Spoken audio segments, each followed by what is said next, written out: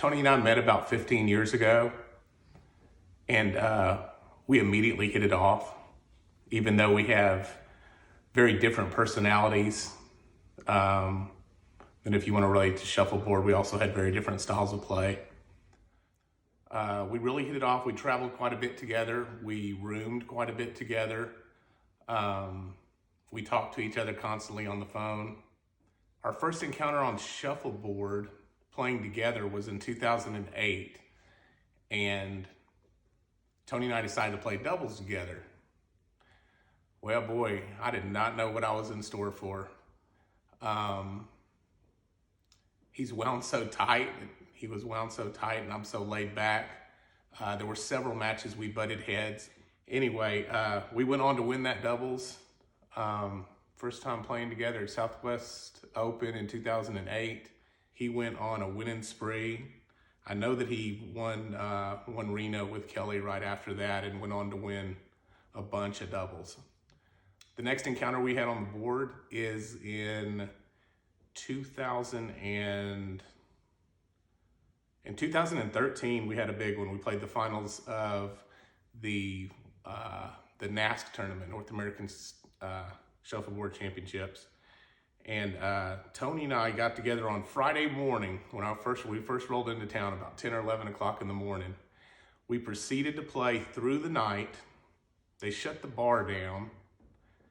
So we were going downstairs and getting a couple Long Island iced teas at a time. And we gambled through the night.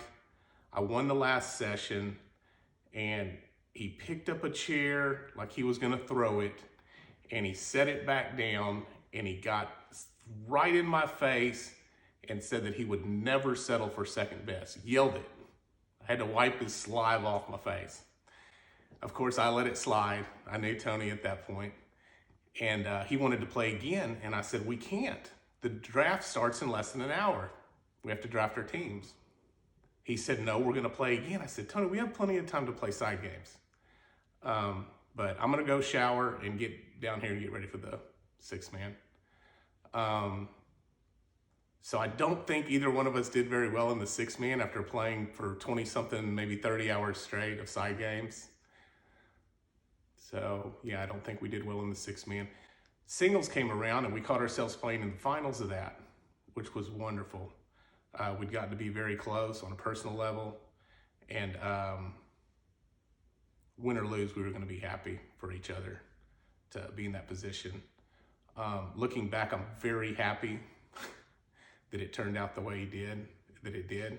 I know how much that meant to him. Yeah, we played each other for a long time. Many a game and many a session. So we just got into a rhythm, and we just got back in that rhythm. We probably didn't realize it was a tournament. I mean, this was the finals of this tournament. We were just playing a game, me and Mike. We did play each other again the year after that in the finals of the Marlin Open singles, and I got him back there. But it was behind the scenes that I remember with Tony. I believe it was either the day of that singles finals or the day after, and I woke him up like at dawn. We were staying in Jim Martin's motorhome, and I woke him up and I said, hey, you wanna go for a walk? He said, yeah, where were you thinking about going? And I said, I don't know. I said, down there close to the highway. We got to walking, and we probably we walked at least 2 miles one direction, and had a sit down breakfast with each other and walked back, and anyway, that's the kind of stuff that Tony and I did all the time. We would take a break. 2 years in a row, we took a break from the Southwest Open and went and stayed at my parents' lake house. Tony would come and stay with my family. We were very close friends. He was a hard-nosed competitor. I don't know if I've ever met anybody that would give every shot that much the attention and the effort that he did. Guy hated to lose. Boy, did he hate to lose. We were able to turn that on and off, believe it or not, when we would go every tournament we would go somewhere. We'd go out to eat or we'd go do something, and shuffleboard didn't get brought up very much. We would catch up, and he was a groomsman in my wedding, an outstanding friend, and very, very worthy of this award. It's tough to not make this all personal, rather than talking about these events and what he meant to our game, especially there in Arizona and later California. But he's a great friend, and I'm really happy he's getting this honor. Thanks to everybody that have put this together and gathered to celebrate him. We'll see y'all down the road.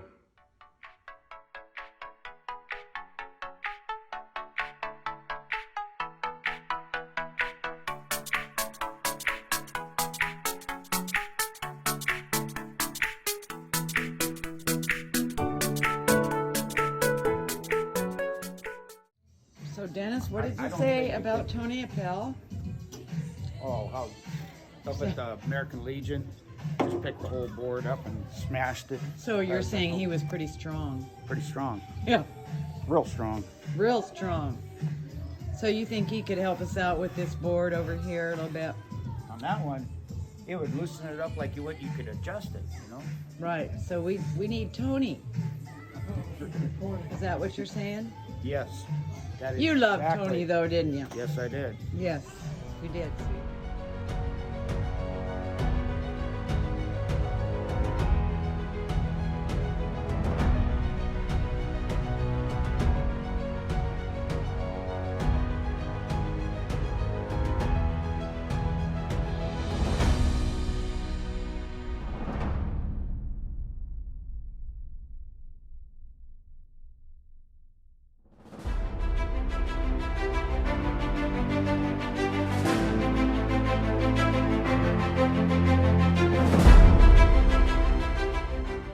I remember one time we were at a golf course. We went to play golf with me and Bob Lewis and he at the old Thunderbird course.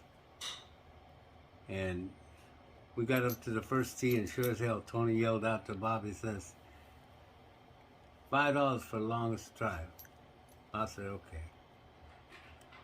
Now, both of these guys could hit it a mile, but I had no idea where it was going to land up. So after we got to the third or fourth hole and Tony had wrapped a club around a couple of trees, I told him, why don't you just tell him, if we don't hit the green, we don't pay. He said, okay. Well, fortunately that worked out pretty well because no one ever hit the grass. From then on, he went on, fortunately for us, he put his mind to playing shuffleboard. And the first tournament he got into, he didn't do too well. He went back to the board and practice and practice and practice. That's all he ever did, just practice. And he and I would play, he and Bob would play. And he showed the same ferocious competitiveness that he had in anything he ever attacked. But that's what made him a great player. He played the best, he beat the best. He was always among the best. I miss my friend Tony.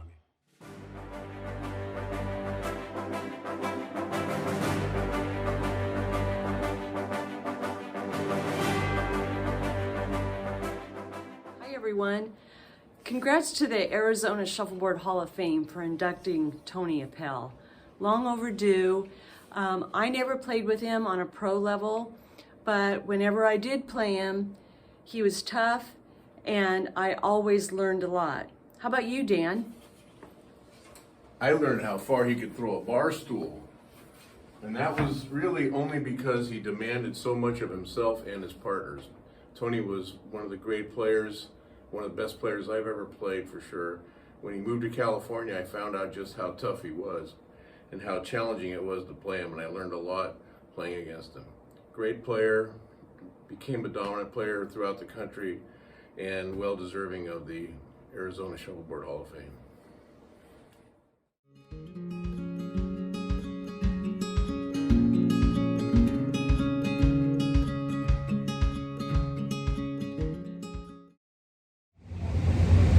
I'm Jenny Appel. I'm Alexandra Appel. We're extremely grateful and thankful, and we wanted to talk a little bit about some things that maybe some people don't know about him. He was beyond being a competitive person. He was a loving and doting father, and not everyone saw that side of him. And that was what was really important to us. There's a lot of moments where we got to share where a lot of people didn't get to experience, and we're very thankful for. And having the love of his friends come together and unite this honor is a huge collaboration. 4 years later, you guys decided to do this is so important. Not a lot of people, 4 years after somebody's death, will get together and still be this committed to a person. We can't describe how much this means to us. We're very, very thankful and wanted to share special moments. He, beyond being super competitive, which you all knew would get a little hostile and time, beyond that, he was funny and would take us to animated shows and dress us up and let us put makeup on him. As well as being a loyal friend and a great dad. There's a lot of great things that, two sides that we get to share. So one side is the competitive sport, and the other side is the father and fun-spirited person that nobody got to see. And this would have been, this was, I'm sure, an ultimate goal that he never discussed with anybody. I am so proud of my dad. Hi, this is Adriana, Tony's granddaughter, and this is Savannah. And this is Collier, and this is Mommy, that's Grandma. And even though I didn't meet you, I love you so much, and I even going to put shuffleboard too. Number 2. I think that anything. I like my idea.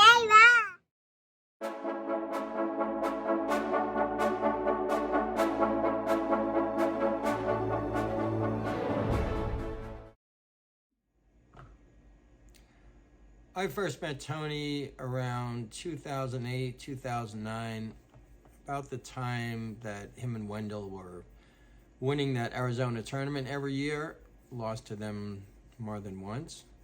But I didn't really become friends with Tony until late 2012, I believe, when he showed up on my doorstep here in Manteca. That night, we played our first session. We played 8 games, and I won all 8 games. It was at the local bar here on a board that I know pretty well. I also had a board in my house at the time. So the second night, we played at the bar again. That time, I beat him 6 out of 8. On the third night, he beat me 5 out of 9, and literally from that point forward, he kicked my ass for over 2 years. Tony played every game like it was the finals of a major tournament. He just wore you down. The year he won the singles and doubles in Reno, we played something like 222 games or something like that. But like Mike, most of my memories with Tony are actually off the shuffleboard table, in wine country, restaurants, San Francisco, having fine beer, fine wine, fine food. Tony loved fine everything. And like what Larry said, Tony really was a funny guy. We were actually from the same in neighboring towns in New York. We grew up in neighboring towns. And so we had the same sense of humor. I think that had a lot to do with it. But anyway, I miss you, Tony. Congratulations. I know you would be thrilled if you knew, and I'm sure you do. But I miss you, buddy. I miss you every day.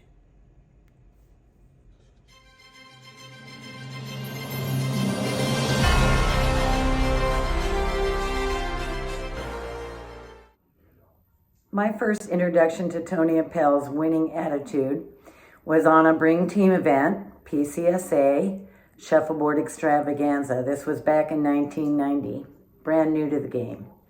Tony and I are standing side by side with a view of all three boards that we were playing on in the finals, probably at 2 or 3 in the morning. And I made the comment, boy, Tony, if we should lose this, it means about $1,000 for each of us. And he turned to me with those squinty eyes and said, it's not about the money, Cindy. It's about winning and the prestige. And so began my first lesson from Tony, and there were many more. Congratulations, my friend, on your induction to the Arizona Shuffleboard Hall of Fame. Congratulations. You gotta do it again. Come on, guys. Once you get in there with them, I'm recording. Tony, the man, the machine. Congratulations.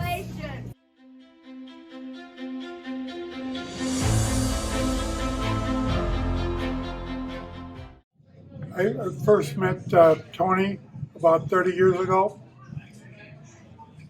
We played at the Family Billiards, MVP, Dukes, American Legion 105. I remember one time I said, Tony, what's the matter with you? You missed about 8 pucks in a row. Well, it was 9 o'clock in the morning, and the bar doesn't open till 10. Another story is in Del City, I played Tony once in the singles. I beat him 2 straight. And he was so pissed because I short pucked him every shot. I always remember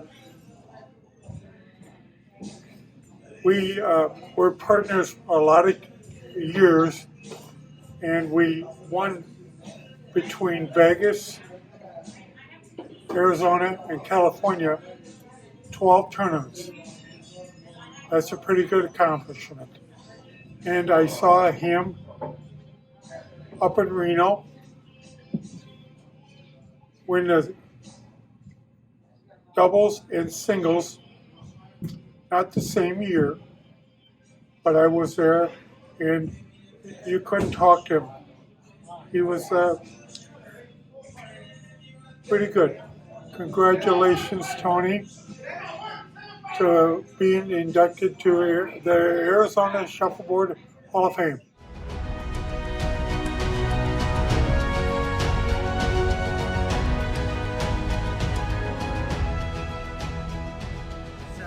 Tony Appel was the most intense player I've ever met. A lot of people took that as him being rude and arrogant, and I'm telling you, he was just an intense player, and he thought he should be the best no matter what. I don't care if we played a $2 game, a $5 game, Tony did not want to lose. He always thought he had to perform and be the best. And I got many, many stories, and I'll tell you one quick story and we'll leave it at that. Because Tony always supported anything I ran. I don't care if I did an ABC or anything, Tony was there to play and support it. He was awesome. The only condition was he always thought he should win.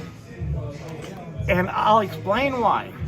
Me and Tony are playing a $5 pity game on a Friday night, and we're playing Georgine and somebody else, and we're down big, and Tony comes up to me, and he's like, Dwayne, I'm telling you right now, we better win this game, because I'm not listening to Georgine say, oh, I beat Tony Appel, I beat Tony Appel. And you know what, to be honest, that's what happened, and Tony hated it. He wanted to be the best.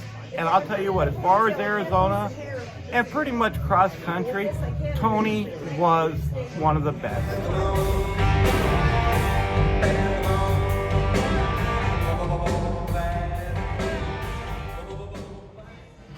Arizona Shuffleboard honors Tony Appel.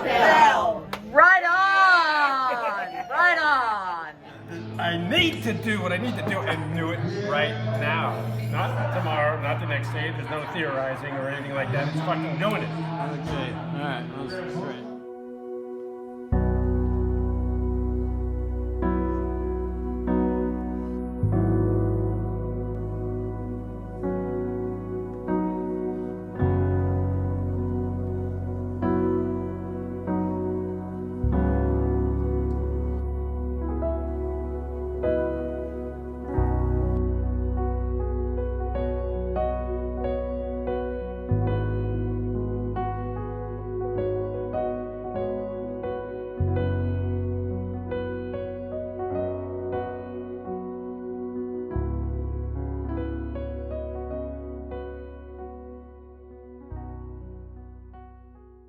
Seriously, you like Ellen DeGeneres? I like Ellen.